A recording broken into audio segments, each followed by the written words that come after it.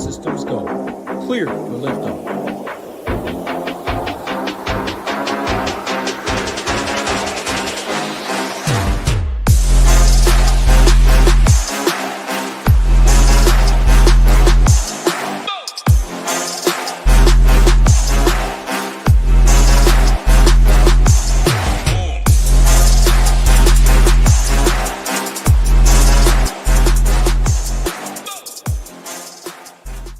What is going on, SHIPIT Nation YouTube station? We're back here Sunday night football and got my guy Ham with me like I do each and every Sunday here, breaking down this big game here, Ham. Week 17, all the way to week 17, man. It's crazy to think. Felt like yesterday, right? We were on these shows breaking down week 1, and now it's here, right? Week 17.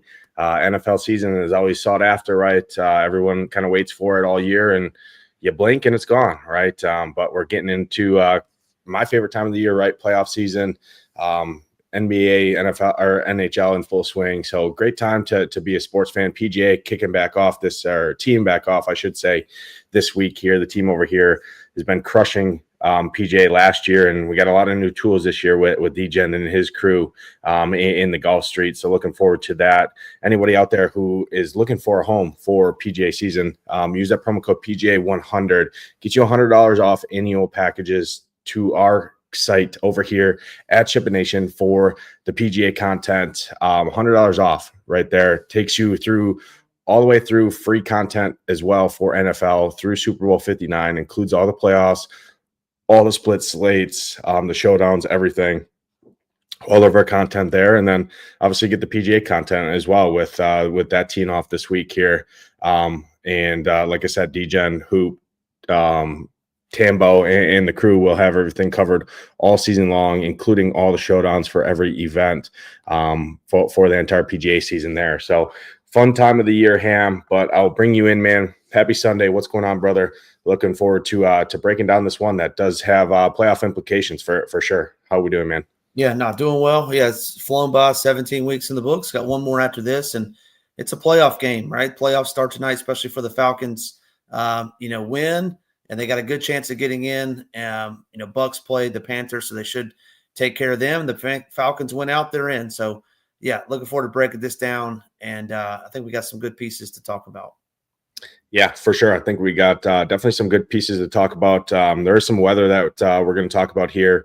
We'll start with that in a second here, but you alluded to it, right? Falcons need to win. If they lose this game, their playoff chances, they still have a shot, but their playoff chances drop to roughly about 30-some% there. If they win, they're 99% or higher to make the playoffs. And then the Commanders, they can lose and still have about a 70-some% chance to make the playoffs there. But both these teams want to come in here. Both these teams want to win. So should be a pretty good game for sure from a motivation standpoint, right, and a DFS perspective. Looking at the weather here, there is some weather. Pulled up Roth's weather report here. He does have it. Obviously, this is about 8:15 Sunday morning that Ham and I are doing the show here. So things could definitely change in about 12 hours or so, right, before game time here. So definitely monitor the weather. But as it looks right now, Roth has it tagged as yellow-orange. So there's definitely some concern there for weather. Scattered showers, rain looks likely at some point in the game, but not a complete washout. Winds 10 to 15, sustained gust around 30 miles an hour. That's interesting here, Ham, because we talk about this, right? We talk about especially the Commanders offense, right? Terry McLaurin, kind of the burner, right? The F1, right? Burner down the sideline. Dommy Brown is out in this game, so could look to some more deep shots there for McLaurin. But with the wind, with the weather, you could definitely kind of see this game kind of flip to the running game. And when I pulled up the dry run over here on our Shiptimizer, I wasn't getting a lot of Bijan in the captain position here, which seems kind of crazy to me because looking at this Commanders rush defense, not very good in general. So I'm throw it over to you. Talk to me in terms of the captain. Obviously, both of these teams are going into this game as a must-win. You got Bijan at 16.5 in the captain position. He's $1,200 cheaper than Jaden McDaniels as the most expensive guy. And then it drops down to Terry McLaurin at 15.3, and then you're talking guys like Mooney and London at 14 and 12.6 there. So pretty significant drop off to those Falcons skill position guys outside of Bijan.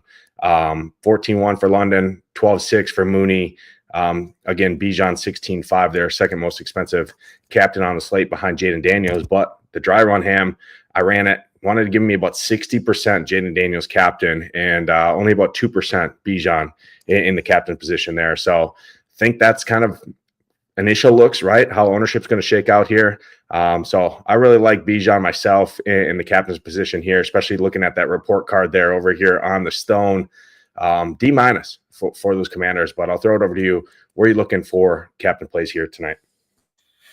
Captain for me is going to be pretty condensed, and it starts with Bijan, like you said. I mean, when the chips are down, we saw it last week, 75% of the snaps, 24 plus opportunities in 4 straight games. That's targets and rushing opportunities. So 24 in 4 straight games. He's their workhorse. He's their best player. What's a rookie quarterback making his second best start? What's his best friend? It's a good running game. That starts with Robinson. I really like him tonight against this bad rush defense. The Commanders do get back Jonathan Allen, so that should help a little bit. But Robinson combined with his offensive line, he's my favorite captain play on the night. Then the other two that I have interest in would be Jaden Daniels, 17-7. That's a big boy price tag, obviously. But we saw last week. I mean, obviously, I'm not expecting 5 more touchdown passes out of him. But he did rush for 80-something yards, so we know he has it with his legs. We know he can pass it as well. So Jaden at 17-7. Also, I'm not going to call it a must-win, but they want to win to secure their playoff berth in essence. And then lastly, for me, it would be Zach Ertz. Zach Ertz, I like tonight in the captain spot. You said it a minute ago, no De'Ami Brown. Terry McLaurin just doesn't get the targets that I like. I know he scored a bunch of touchdowns, but I want a guy that's going to get peppered with targets, and hopefully that is Zach Ertz. So I like Ertz, who is beat up, and he's very inexpensive at 6'6", allows you to jam in a bunch of other players as well. So for me, those are my top 3. I won't have many more after that. I'm interested to hear your take. I think you have a little bit more interest in the pass catchers for Atlanta than I do, but I don't really have much interest in the pass catchers for Atlanta in the captain. It's going to be those 3 would be my top 3. Yeah, no, excellent breakdown there. I'll start with my favorite. It's definitely Bijan. Love this game for Bijan, especially with Penix in there, right? I mean, they're kind of let the floodgates open in this offense, right? Kirk Cousins obviously was not the answer for this offense. Everybody kind of knew that coming in the season. They wanted Penix to kind of sit behind a veteran there and learn. Now it's his offense here. It's kind of interesting in terms of looking at some of the pass catchers with the switch to Penix, right? Ray McLeod saw a massive downgrade in usage. Obviously, it's only a 1-game sample there, but I do love Bijan a ton. You talked about it, all the opportunities last week. I mean, just nonstop. I mean, 22 carries, right? 2 targets, caught both of them, scored 2 touchdowns, obviously on the ground there, which is definitely nice. The whole Algier stuff was kind of mitigated a little bit, right? And definitely not quite as crazy as we saw early in the year where Algier was getting 30-40% of the snaps. That's definitely come down some. So I love Bijan a ton. I'm right there with you there. I do have more interest than it seems like you do in some of these pass catchers here for the Atlanta side. I get it, right? The weather and stuff like that. But you talk about guys like London and Ray McLeod, more possession guys. Obviously, London's a huge possession guy. Ray McLeod, kind of that Swiss Army knife, right? The little Wan'Dale Robinson type of this Atlanta offense. So I do have more interest in Drake London, definitely in the captain spot, just because in the dry run, I just don't see anybody in optimizers wanting to get to Drake London there at his price point, 14-1. Should be leverage off of Bijan, who I think is going to pick up some steam as the day goes on, especially with this weather report, and definitely leverages off some of the Jaden Daniels stuff and that from the captain position, because I do clearly see Jaden Daniels as the most or the highest owned captain for sure coming in tonight here. So I do like me some Drake London. I like me some Bijan. On the Commander side, it's definitely obviously Jaden Daniels, great spot here. Not going to come on here and say a hot take or anything like that to fade Jaden Daniels here. He just can get it done so many different ways, especially on the ground there. 32, 29, 24, 36 hit last 4 weeks, including that game against Philly there. 3 of those games were at home here as well that he had. This is another home game here. Atlanta coming to coming to town. Atlanta's outside that dome. So that's another thing too here, Ham. You could definitely see them rely heavily on Bijan with Penix making his first road start, right? And on the road against a good team here. Obviously, he kind of got thrusted in last week in a cupcake matchup there against the Giants, right, at home. Now he goes on the road here with a weather game in Washington against a playoff team here. So any thoughts on that affecting these pass catchers? Is that kind of why you're under on these pass catchers plus the weather there?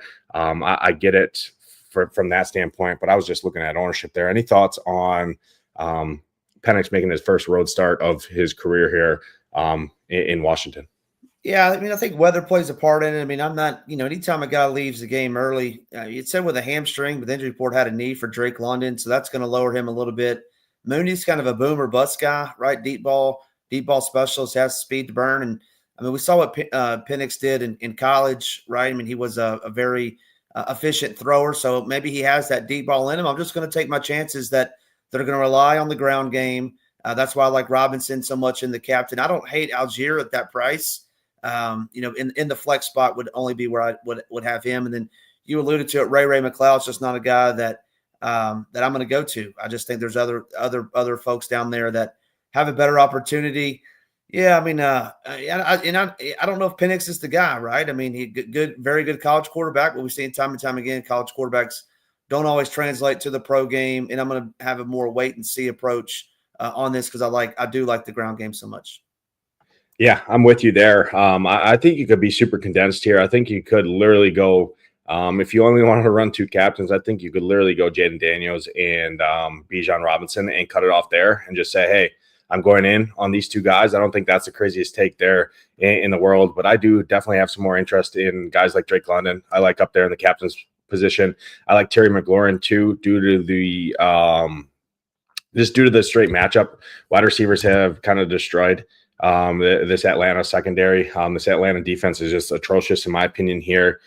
So you could, even though the weather isn't great, right? Terry's still been heavily involved. I mean, this dude's catching 5-yard touchdowns now, right? 3-yard touchdowns, which historically has just never been the case. He's got a ton of touchdowns on the year. And then I do want to get your take on a guy like Zacchaeus here. We saw Zacchaeus kind of emerge drastically last week, having a massive game there. Kind of emerging as wide receiver 2 with these injuries to guys like Noah Brown and De'Ami Brown there. Zacchaeus, 8 targets last week, went 5 for 70, did catch 2 touchdowns, but even the week before that, 4 targets, 3 targets. So he's definitely kind of been ticking up in terms of targets there. As you see the other guy, Jamison Crowder, I mean, there's really not much competition from this wide receiver standpoint, outside of obviously Terry McLaurin, far and away the best. And then obviously Zach Ertz is still there too, which you alluded to a little bit. But any thoughts on Zacchaeus? He's 9'6" in the captain position. Coming off that big game there, it is pretty good. I talked about it, right? The secondary isn't the greatest outside of Terrell, right? For the Falcons. So what's your take on anything like Zacchaeus or Jamison Crowder or any of those other wide receivers? Probably not a ton in the captain's position, but can definitely use it more in the flex. But what's your take on a guy like Zacchaeus up top? You're talking about former Atlanta Falcon great Omadai Zacchaeus going up against his former mates. I have a little bit of interest in the flex, maybe. 8 targets. I think that game was an outlier. They were trailing. It would end up being a shootout. I think we're more around the 3 to 5 target range for him. So limited interest in the captain spot, would be more in the flex. Actually, I do have a little bit more interest in Jamison Crowder. Not so much in the captain. That's more of a flex play as well, but obviously way less expensive. You're saving almost $3,000 versus $6,400, so $3,400 savings which I think has similar upside. So give me Crowder over Zacchaeus in this one. I just don't think Zacchaeus is going to hit lightning in a bottle twice in a row, get those 8 targets, get those 2 touchdowns. Don't think that's going to happen tonight. Yeah, no, excellent breakdown too. And Crowder also caught 2 touchdowns last week, right? He did only go 2 for 15 and had 2 touchdowns. So 16 points with 2 touchdowns isn't great in terms of the old striking lightning in a bottle, right? With those touchdown catches there, any of those go to Ertz or Terry McLaurin there. Crowder pretty much has no fantasy points there, but good take. So yeah, I mean, captain position it sounds like both of us pretty condensed. Bijan, both of our number ones, it seems like. Then I'm going to go to Drake London. I like some Drake London, definitely up there. Terry McLaurin as my 3rd, and then Jaden Daniels as my 4th, just because he's going to be the highest owned. Not going to say I'm going to fade him. I'm probably going to play him around the field and just take what it gives me, roughly 25% or so. I'll probably play him up there and just that allow me to get overweight on guys like Bijan, Drake London, and Terry McLaurin, which I'll leverage the slate in general. So definitely a condensed captain pool for myself. Sounds like you're more of the same, but why don't you tell the people what your captain pool is looking like here? Yeah, little quick on Crowder. Crowder really didn't play in the first half and really didn't come in until Diami went out. So I do think we'll see an uptick in him working that slot. I think he can win those matchups. But yeah, it's Robinson number 1 for me. Daniels number 2, Ertz would be number 3, and I like Ertz just because it allows you to get pretty much all the big boys, all the studs that we want in there. He's underpriced for his role, 75% of the snaps, and that's just too cheap for a tight end like that. I don't know why they got him down there at 4,400, but in any event, we'll take advantage of it tonight. 4,400 in the flex, 6,600 in the captain spot. He would be my 3rd favorite.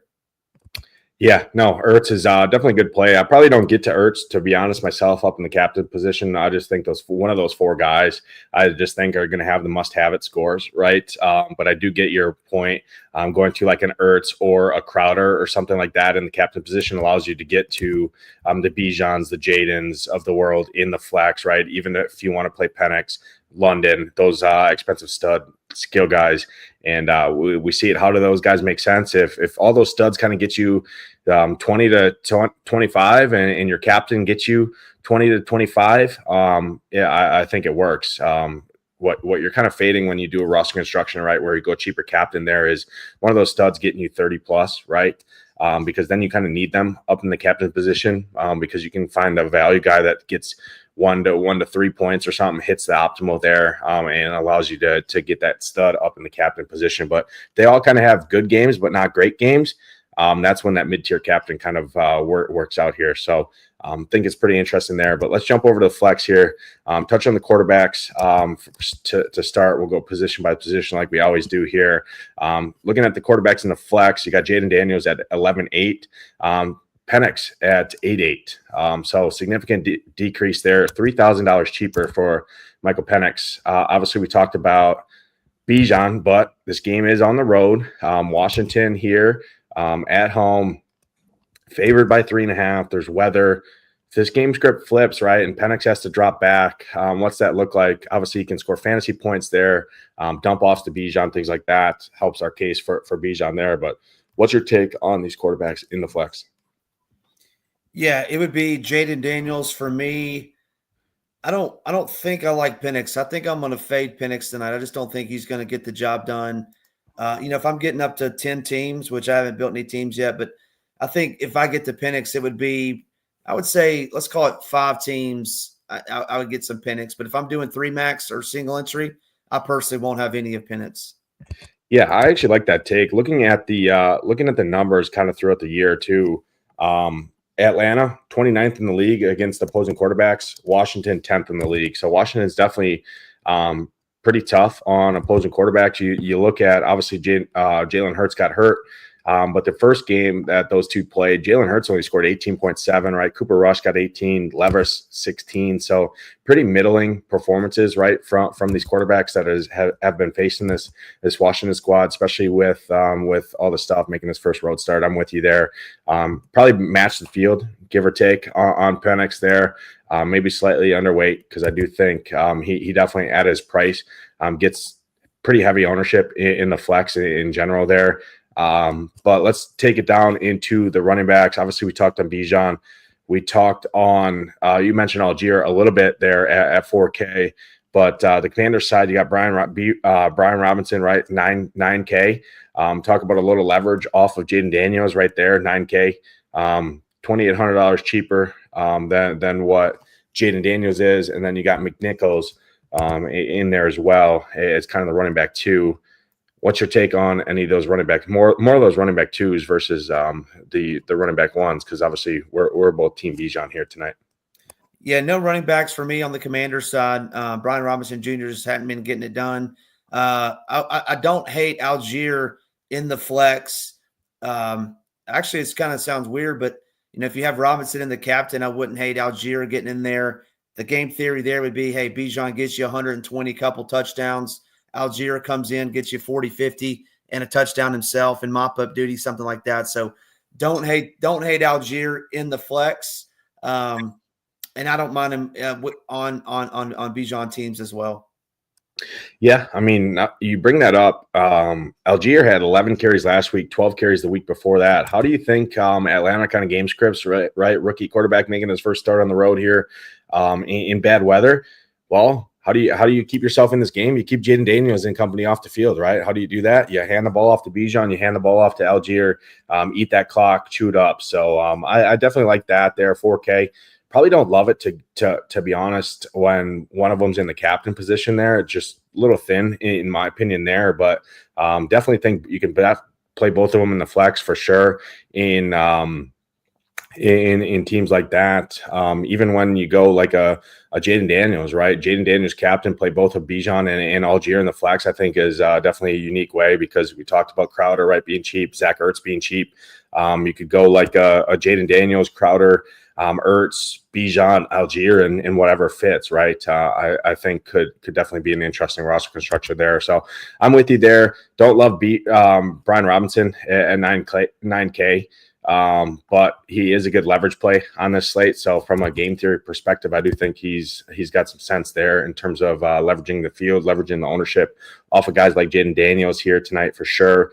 McNichols, probably don't get to too much McNichols here, but if this game script does flip, McNichols got 4 targets last week, heavily involved in the receiving game, right, when they are trailing there. So don't mind some of him if you land on him is kind of a last piece there. Let's jump into the wide receiver position. We already talked about it a little bit, right, with the injuries on the Washington side. No Noah Brown, no De'Ami Brown as well. So guys like Zacchaeus comes into play, right? Luke McCaffrey will get some work there.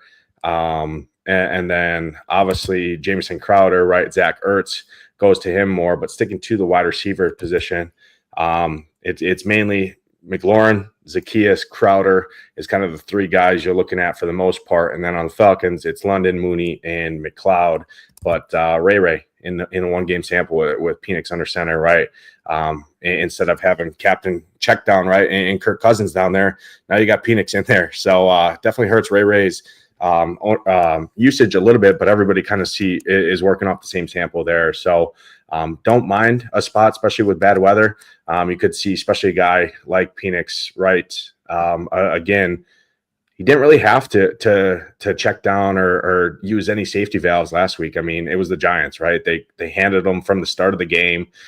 So could definitely see him or a guy like Kyle Pitts, right, as the safety valves get some more work here tonight. So I don't mind some Ray, but what's your take on this wide receiver room here? Yeah, once again, like 3 max or single entry, I'm fading these Falcons wide receivers, going heavy run game, and then I like the former Falcon great Zacchaeus. I like Crowder.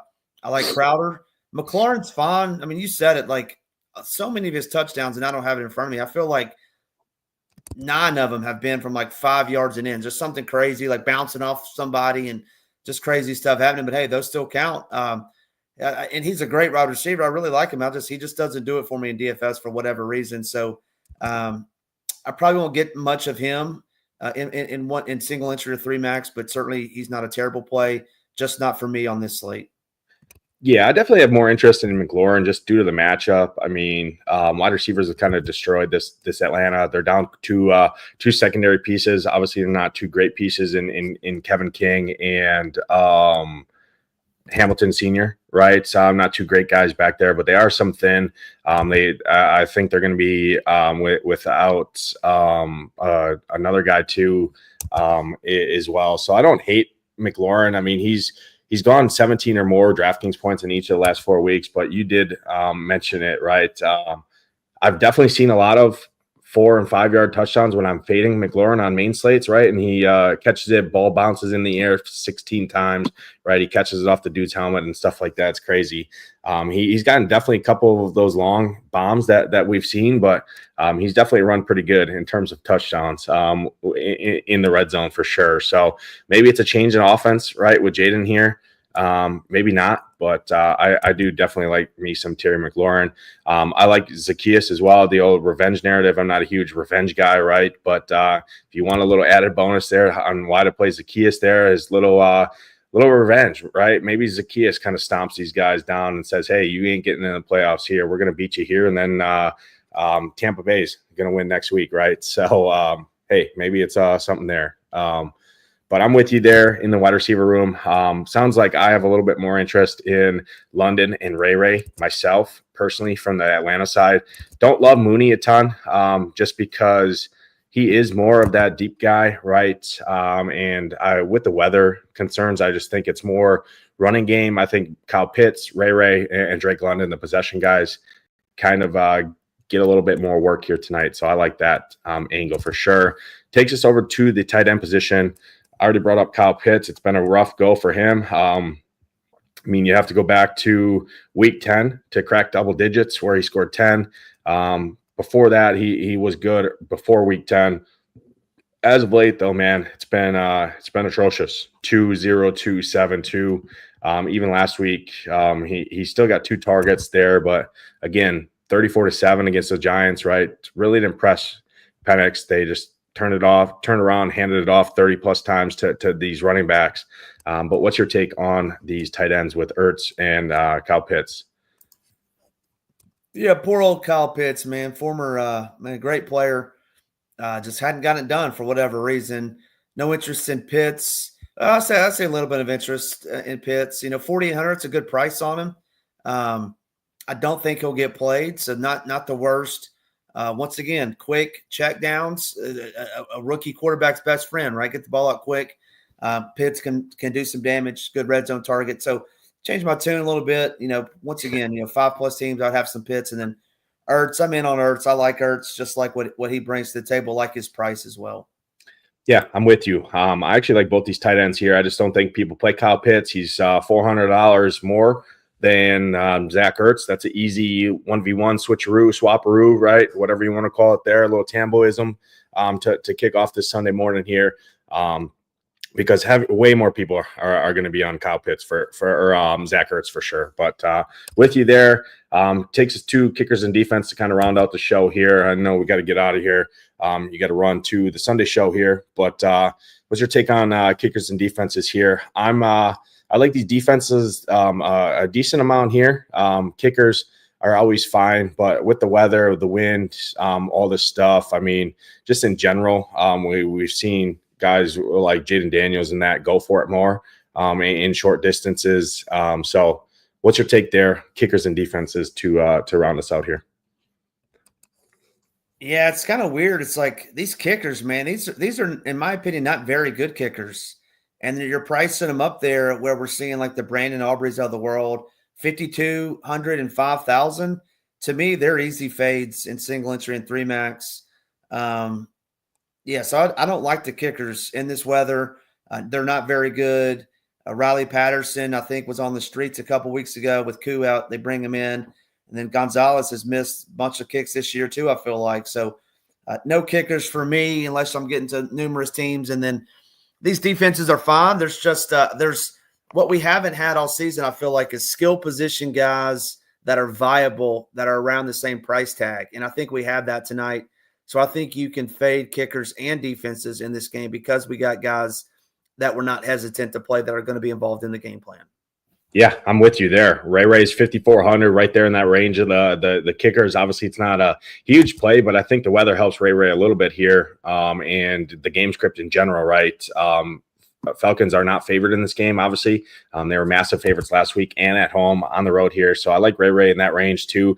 I already talked about Kyle Pitts and Zach Ertz sandwiched right below the kickers there. So I'm off the kickers here. I actually do like the defenses more than the kickers tonight. Looking at Atlanta's defense, I mean, the last 2 weeks, obviously they played the Giants and the Raiders, but 20 fantasy points in 25. Even against Justin Herbert, they scored 11 there. So don't mind these defenses. All it takes, right? A little slipperoonie, right? It's a wet, rainy game. Little punch to that old football and that old pigskin's on the ground, right? Pick it up, run it back for 6, and you're mint there. So definitely like these defenses. I'm off these kickers. I'm fading both these kickers here tonight. So naturally, they're going to kick 5 field goals each. And they're both it's going to be a double kicker optimal, but hey, I'll take my chances if that happens. I will wrap it up and we'll go into Monday night and hope to get it back in that old Detroit and San Francisco, right? Showdown there on Monday Night Football. But that's going to do it for this show. Any closing remarks for the people, Ham, before we get out of here? Yeah, nothing else to add. Good luck tonight in your contest. Hopefully see those SHIPIT Nation logos at the top of the leaderboard. Yeah, hope to see those SHIPIT Nation logos at the top. If it's not Ham, if it's not myself, hopefully it's one of you guys out there. And we see that nice little hashtag SHIPIT, a little black and white logo up at the top. I've heard it's been pretty good luck as of late, and hopefully we see that all the way up top for Tambo for sure in that mega milli, ultimate milli going on today on DraftKings. 2 million up top. Good luck to everybody out there who's playing in that. Hopefully by the time you're watching this, you're looking pretty good for your main slate. Again, if you guys haven't caught the top of the show, PGA 100% or $100 off annual PGA package there, and free access to our NFL content all the way through Super Bowl 59 there. PGA tees off this week there. We got you covered the entire PGA season all the way through every slate. With in the Discord notes, showdown, slate plan, core plays, value report, course fit rankings, and the new golfer too that DJ brought out, where it's got some notes for each golfer there to help make your roster decisions there, and then obviously the stone as well. But good luck tonight in those contests. Hope to see those SHIPIT Nation logos at the top for Ham. I'm Nadesify. Good luck. Let's ship it.